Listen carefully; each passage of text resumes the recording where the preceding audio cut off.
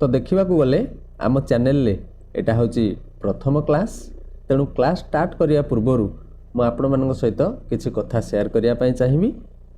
तो आमर आग को आरआई एआरआई अमीन एसएफएस एवं आईसीडीएस सुपरवाइजर रो एग्जाम होबाकू जाउची। खाली एतिक नुहे आहरी मध्य बहुत सारा कॉम्पिटिटिव एग्जाम रही।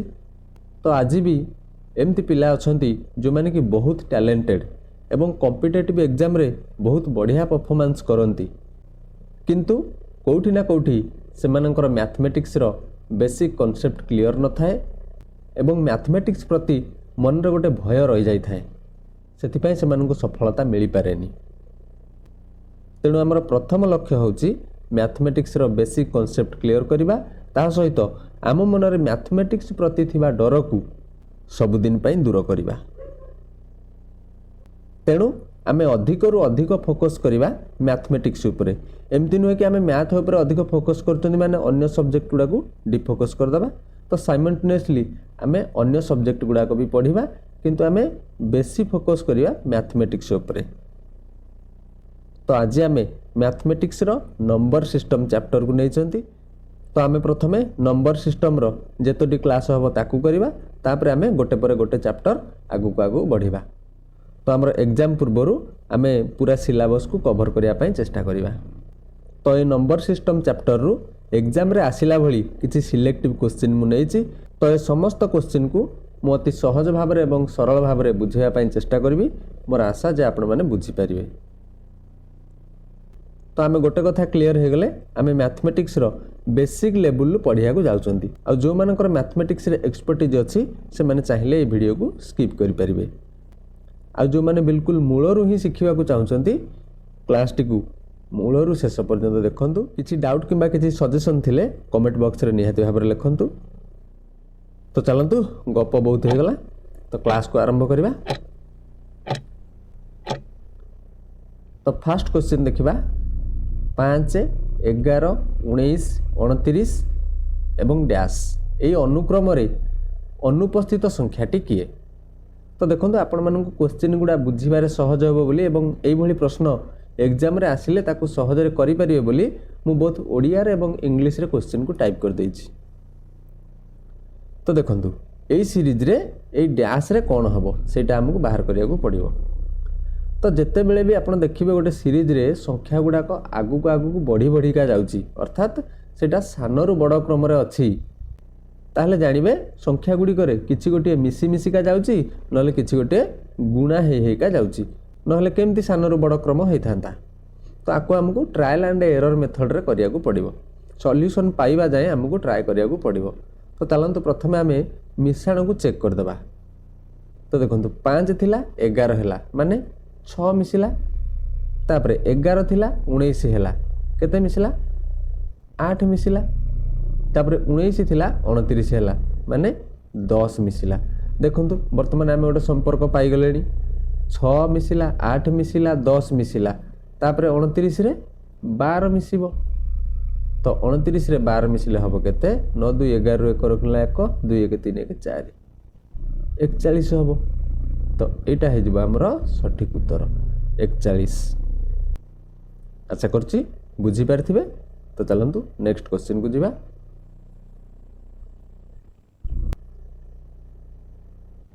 2 नंबर प्रश्न देखिबा 8 रु 57 पर्यंत समस्त गणन संख्यार जोगफल केते। तो एई भली प्रश्न को आमे केमती करिबा।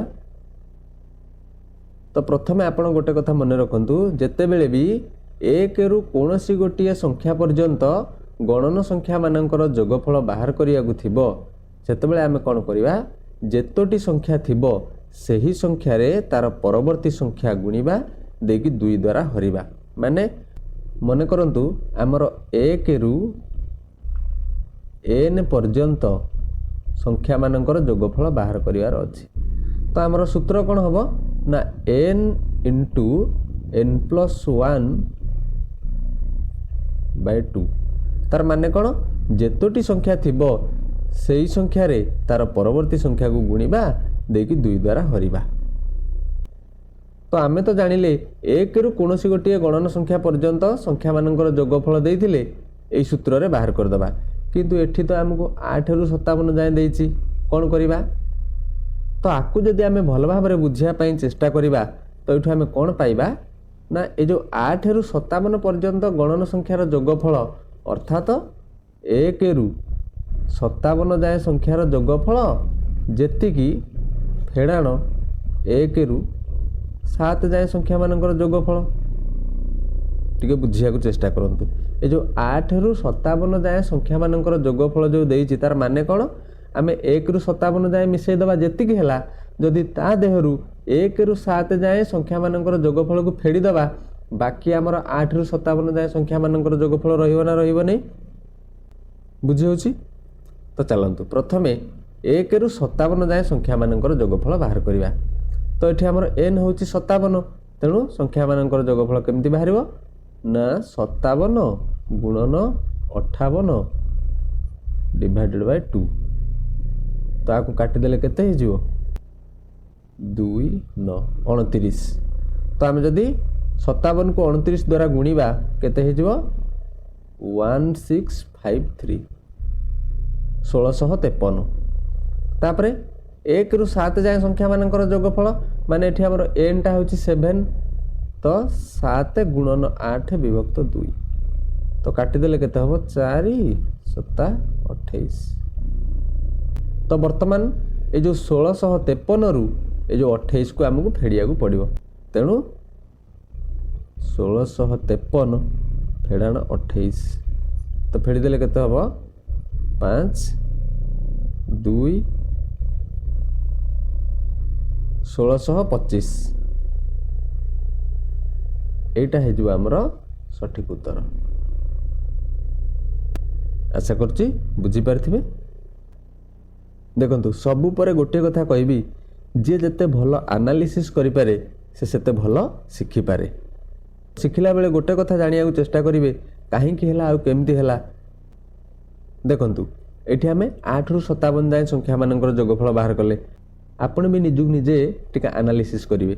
ଦେଖିବା 10ରୁ 15 ଯାଏଁ ସଂଖ୍ୟାମାନଙ୍କର ଯୋଗଫଳ ମୁଁ ବାହାର କରିପାରୁଛି ନା, 15ରୁ 20 ଯାଏଁ ସଂଖ୍ୟାମାନଙ୍କର ଯୋଗଫଳ ମୁଁ ବାହାର କରୁଛି ନା। ଏମିତି ଛୋଟ ଛୋଟ ଚ୍ୟାଲେଞ୍ଜେସ୍ ନିଜକୁ ଦେବେ, ଆନାଲିସିସ୍ କରିବେ, ଦେଖିବେ ଆପଣ ବହୁତ ଜଲ୍ଦି ସବୁକିଛି ଶିଖିଯିବେ। ତ ନେକ୍ସଟ କ୍ୱେଶ୍ଚିନ୍ ଯିବା। ତ ଇଏ ଗୋଟେ ବଢ଼ିଆ ପ୍ରଶ୍ନ ଦେଖନ୍ତୁ, 1ରୁ 200 ଯାଏଁ ଯୁଗ୍ମ ସଂଖ୍ୟାର ଯୋଗଫଳ କେତେ? ତ ଯେତେବେଳେ ବି 1ରୁ କୌଣସି ଗୋଟିଏ ନିର୍ଦ୍ଦିଷ୍ଟ ସଂଖ୍ୟା ଯାଏଁ ଯୁଗ୍ମ ସଂଖ୍ୟାମାନଙ୍କର ଯୋଗଫଳ ନିର୍ଣ୍ଣୟ କରିବାକୁ ଦିଆଯାଇଥିବ, ସେଠି ଆମେ ପ୍ରଥମେ କ'ଣ କରିବା ନା ସେଇ ନିର୍ଦ୍ଦିଷ୍ଟ ସଂଖ୍ୟା ମଧ୍ୟରେ କେତୋଟି ଯୁଗ୍ମ ସଂଖ୍ୟା ଅଛି ସେଇଟା ନିର୍ଣ୍ଣୟ କରିବା। ତାହେଲେ ଆମର 1ରୁ 200 ଯାଏଁ କେତୋଟି ଯୁଗ୍ମ ଥିବ ନା ତାର ଅଧା ଯୁଗ୍ମ ଥିବ ଆଉ ଅଧା ଅଯୁଗ୍ମ ଥିବ, ତାର ମାନେ 100ଟି ଯୁଗ୍ମ ଥିବ। ଠିକ୍ ନା ନାହିଁ? ପ୍ରଥମେ ଆମେ କେତୋଟି ଯୁଗ୍ମ ସଂଖ୍ୟା ଅଛି ସେଇଟା ନିର୍ଣ୍ଣୟ କରିବା। ତ ସେଇଟା ଆମର ହେଇଯିବ n। ତ ଯୋଗଫଳ କେମିତି ହେବ ନା n × n+1। ତାର ମାନେ କ'ଣ? ଏଠି ଆମର 1ରୁ 200 ଯାଏଁ 100ଟି ଯୁଗ୍ମ ସଂଖ୍ୟା ଥିଲା, ତ ଏଠି n ହେଉଛି 100। ତାହେଲେ ଯୋଗଫଳଟା କେମିତି ବାହାରିବ? 100 ଗୁଣନ 101। ତ ଏଇଟା ଗୁଣିଦେଲେ କେତେ ହେବ? 101ରେ 2ଟା ଶୂନ ଲାଗିଯିବ, ତାମାନେ 10100। এইটা ହେଇଯିବ ସଠିକ୍ ଉତ୍ତର। ତ ଆଉ ଗୋଟେ କଥା ବି ଟିକେ ଦେଖିଦେବା, ଯଦି ଆମକୁ ଏଠି 1ରୁ 200 ଯାଏଁ ଅଯୁଗ୍ମ ସଂଖ୍ୟାମାନଙ୍କର ଯୋଗଫଳ ନିର୍ଣ୍ଣୟ କରିବାକୁ ଦେଇଥାନ୍ତା, କ'ଣ କରିଥାନ୍ତେ? ଦେଖନ୍ତୁ, 1ରୁ କୌଣସି ଗୋଟିଏ ନିର୍ଦ୍ଦିଷ୍ଟ ସଂଖ୍ୟା ପର୍ଯ୍ୟନ୍ତ ଅଯୁଗ୍ମମାନଙ୍କର ଯୋଗଫଳ ନିର୍ଣ୍ଣୟ କରିବାକୁ ଥିଲେ ସୂତ୍ର ହେଉଛି n²। ତାର ମାନେ ଆମର ବର୍ତ୍ତମାନ ଏଠି 100ଟି ଅଯୁଗ୍ମର ଯୋଗଫଳ ବାହାର କରିବା। ଆମର n ହେଉଛି 100, ତେଣୁ ଯୋଗଫଳଟା ହେବ 100ର ସ୍କୋୟାର, ତାମାନେ 1ରେ 4ଟା ଶୂନ। ଏଇଟା ହେଇଥାନ୍ତା ଉତ୍ତର। ବୁଝିପାରୁଛନ୍ତି? ତ ନେକ୍ସଟ କ୍ୱେଶ୍ଚନ୍ ଦେଖିବା। ତ ଦେଖନ୍ତୁ, ଏଇ ସିରିଜରେ ଆମକୁ କ'ଣ କୁହାଯାଇଛି? 51ରୁ ଆରମ୍ଭ କରିକି 199 ପର୍ଯ୍ୟନ୍ତ ସଂଖ୍ୟାର ଯୋଗଫଳ ବାହାର କରିବା ପାଇଁ କୁହାଯାଇଛି। ତ ତାର ମାନେ କ'ଣ ନା 1ରୁ 199 ଯାଏଁ ସଂଖ୍ୟାମାନଙ୍କର ଯୋଗଫଳ ଫେଡ଼ାଣ 1 ରୁ 50 ଯାଏ ସଂଖ୍ୟାର ଯୋଗଫଳ। ତ ଏଇଭଳିଆ ପ୍ରଶ୍ନଟା ଆମେ ପୂର୍ବରୁ କରିଥିଲେ, ତ ଆପଣମାନେ ବୁଝିପାରୁଥିବେ। ତ 1 ରୁ 199 ଯାଏ ସଂଖ୍ୟାମାନଙ୍କର ଯୋଗଫଳ କେମିତି ପାଇବା ନା 199 ଗୁଣନ 200 ବିଭକ୍ତ 2। ତ ଏଇଟା କାଟିଦେଲେ ହେଇଯିବ 100, ତ 19,900 19,900। ତ 1 ରୁ 50 ଯାଏ ସଂଖ୍ୟାର ଯୋଗଫଳ କେମିତି ବାହାରିବ ନା 50 ଗୁଣନ 51 ବିଭକ୍ତ 2। ତାକୁ କାଟିଦେଲେ ହେଇଗଲା 25। 25 ରେ 51କୁ ଗୁଣିଦେଲେ 1275। ତ ଆମେ ପାଇଲେ କ'ଣ 1 ରୁ 199 ଯାଏ ସଂଖ୍ୟାମାନଙ୍କର ଯୋଗଫଳ 19,900, 1 ରୁ 50 ଯାଏ ସଂଖ୍ୟାମାନଙ୍କର ଯୋଗଫଳ 1275। ତାହେଲେ 51 ରୁ 199 ଯାଏ ସଂଖ୍ୟାମାନଙ୍କର ଯୋଗଫଳ କେତେ? ଆମେ କ'ଣ କରିବା 19,900 ରୁ 1275କୁ ଫେଡ଼ିଦେବା।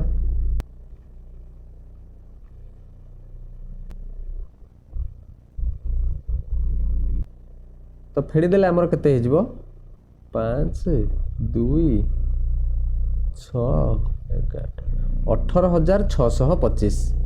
ତ ଏଇଟା ହେଇଯିବ ଆମର ସଠିକ୍ ଉତ୍ତର। ତ ଅପସନ୍ ଟାଇପ୍ କଲାବେଳେ ଟିକେ ମିଷ୍ଟେକ୍ ହେଇଯାଇଛି, ସରି। ତ ଆମର ସଠିକ୍ ଉତ୍ତର କେଉଁଟା ହେବ 18,625 ଏଇଟା। ନେକ୍ସଟ କ୍ୱେଶ୍ଚିନ୍ ଦେଖିବା। ତ ଏଇଟା ଗୋଟେ ବଢ଼ିଆ ପ୍ରଶ୍ନ। ଏଇଟା ଆଗରୁ ବି OSSSCର ଏକ୍ଜାମ୍ରେ ଆସିସାରିଛି। ଗୋଟିଏ ସଂଖ୍ୟାର ଅଙ୍କମାନଙ୍କର ସମଷ୍ଟିକୁ ସେହି ସଂଖ୍ୟାରୁ ବିୟୋଗ କଲେ ବିୟୋଗଫଳ ବିଭାଜିତ ହେବ। ତ ଏ ପ୍ରଶ୍ନର ମାନେ କ'ଣ? ଗୋଟେ ସଂଖ୍ୟାର ଅଙ୍କମାନଙ୍କର ସମଷ୍ଟିକୁ ଯଦି ସେହି ସଂଖ୍ୟାରୁ ଫେଡ଼ିଦେବା ତାହେଲେ ତା'ର ବିୟୋଗଫଳଟା କେଉଁ ସଂଖ୍ୟା ଦ୍ୱାରା ବିଭାଜ୍ୟ ହେବ? ତ ଏଇଟା ଆମର ହେଉଛି ଗୋଟେ ଗୋଲ୍ଡେନ୍ ଟ୍ରିକ୍। ଆକୁ ଆପଣମାନେ ନିହାତି ମନେ ରଖିବା ଦରକାର।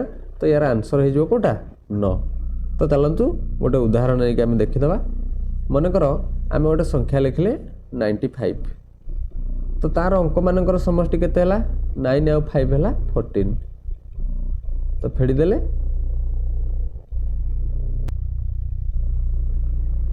81। ଦେଖନ୍ତୁ ଏଇ ସଂଖ୍ୟାଟା ବି 9 ଦ୍ୱାରା ବିଭାଜ୍ୟ। ତ ଆପଣମାନେ ବି ଏମିତି ସଂଖ୍ୟା ନେଇକି ପରୀକ୍ଷା କରିପାରିବେ। ନେକ୍ସଟ କ୍ୱେଶ୍ଚିନ୍ ଦେଖିବା। ତ ଦେଖନ୍ତୁ ଇଏ ବି ଗୋଟେ ବଢ଼ିଆ ପ୍ରଶ୍ନ।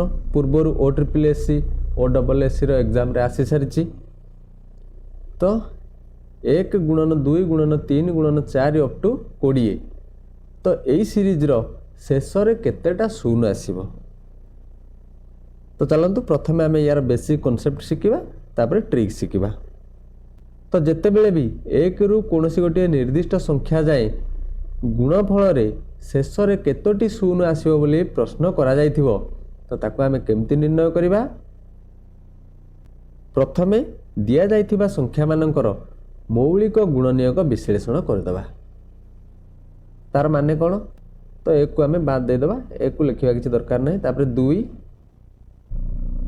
3, 4 ବଦଳରେ ମୁଁ ଲେଖିବି 2 ଗୁଣନ 2। କାରଣ ଆମେ ସଂଖ୍ୟାମାନଙ୍କର ମୌଳିକ ଗୁଣନୀୟକ ବିଶ୍ଳେଷଣ କରୁଛନ୍ତି, ମାନେ ଆମେ ଗୋଟେ ସଂଖ୍ୟାକୁ ମୌଳିକ ସଂଖ୍ୟାମାନଙ୍କର ଗୁଣଫଳ ରୂପରେ ଲେଖିବା। ତ 5 ସେମିତି ଲେଖାଯିବ, କାରଣ 5 ହେଉଛି ଗୋଟେ ମୌଳିକ। ତାପରେ 6 ପାଇଁ ମୁଁ ଲେଖିବି 2 ଗୁଣନ 3। ତ 7 ସେମିତି ରହିବ। 8 ପାଇଁ ଲେଖିବା କ'ଣ 2 ଦୁଣେ 4 ଦୁଣେ 8। 9 ପାଇଁ ଲେଖିବା 3 3 9। 10 ପାଇଁ ଲେଖିବା 2 ଗୁଣନ 5।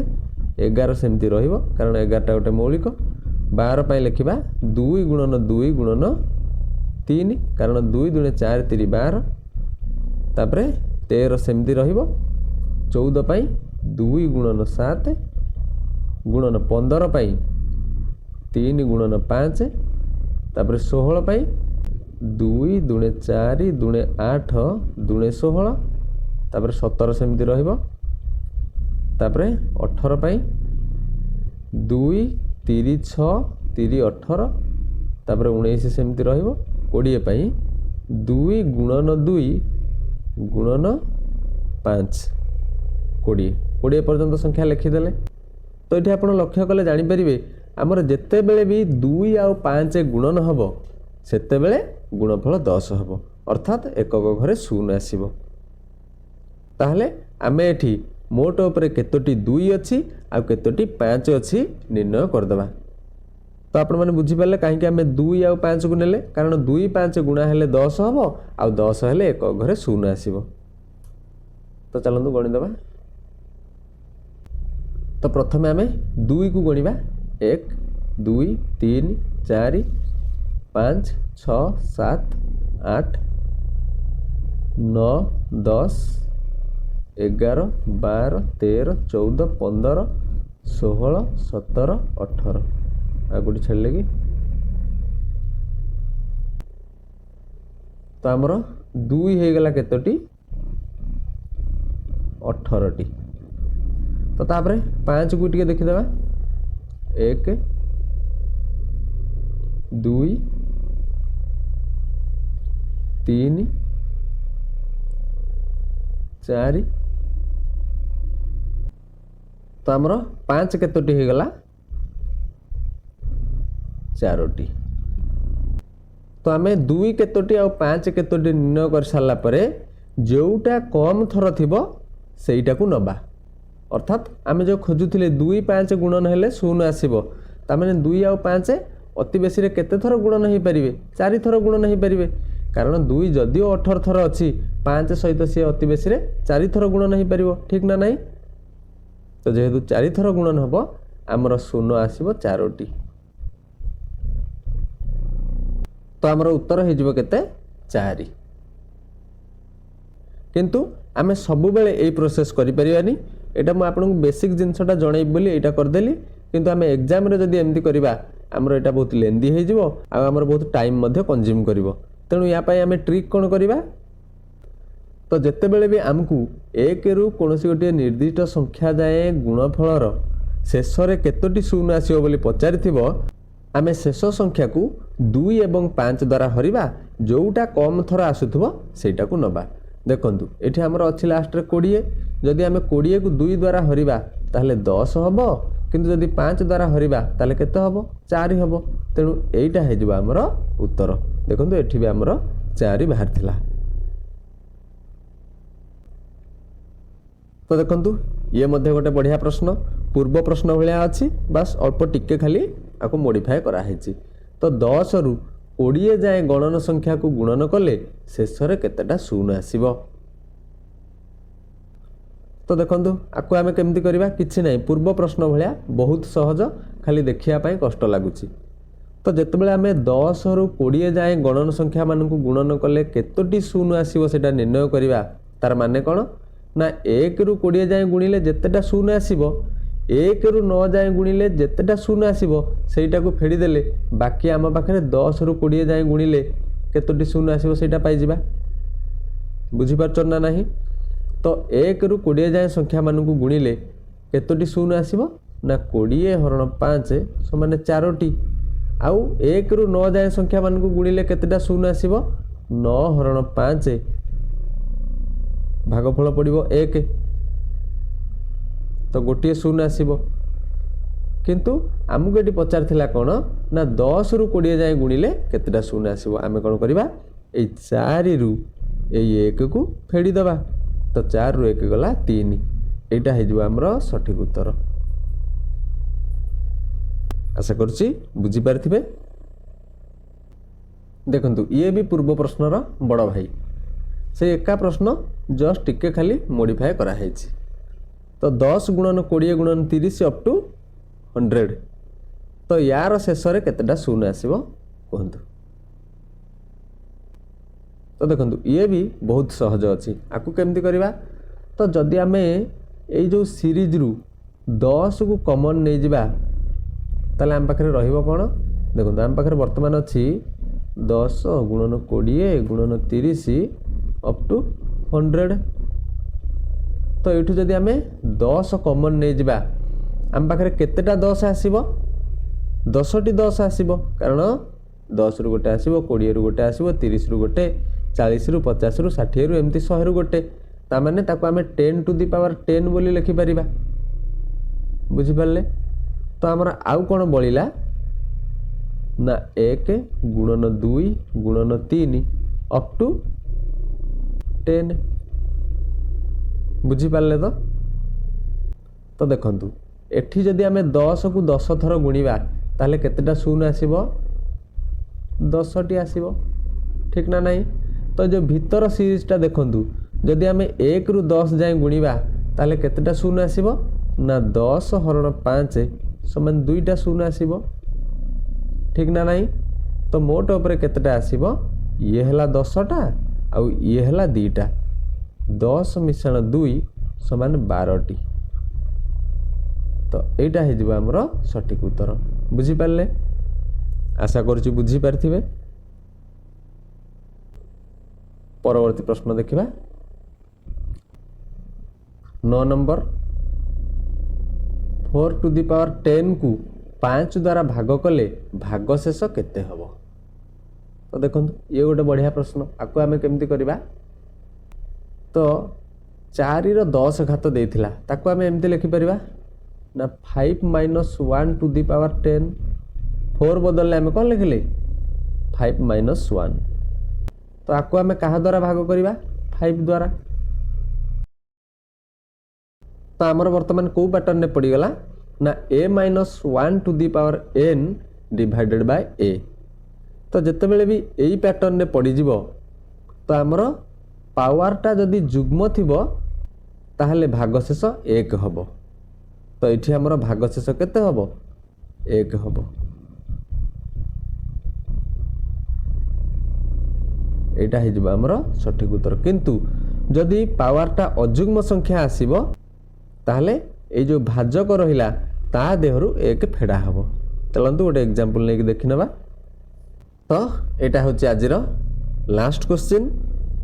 देखंतु वर्तमान हमकु 8 टू दी पावर 9 को 9 द्वारा डिवाइड करिया को पड़िबो। तो आमे एठी 8 बदल रे कोन लिखि परिबा 9 minus 1 to the power 9 divide by 9। तो वर्तमान हमर को पैटर्न पड़ी गला ना a minus 1 to the power n divided by a। ताहले वर्तमान हमर पावरटा कोन अछि गोटे अजुग्म संख्या अछि ताले हमर भागशेष केते हबो 9 फेडाण 1 समान 8। देखिबे आपण 8 टू दी पावर n को 9 द्वारा भाग कले रिमाइंडर 8 आसीबो। तो ये थिला आजिर क्लास। आशा करछि आपण मानकु भल लागिथिबो। तो जदि किछि डाउट थाए किबा किछि सजेशन दबाकू चाहतांती कमेंट बॉक्स रे निहाती भाबरे लिखिबे। तो आमे नेक्स्ट क्लास रे नंबर सिस्टम रो आउ किछि क्वेश्चन को सॉल्व करिवा।